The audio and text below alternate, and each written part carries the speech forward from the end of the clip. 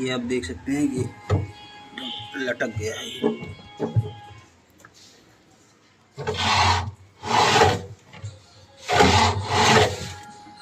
देखिए आवाज़ कर रहा है आधे पे और आधे पे। आप देख सकते हैं इसके कॉलर से ही इस साइड ये काफ़ी लटका हुआ है ये ड्रम। ये जब तक ये ड्रम बैलेंस नहीं होगा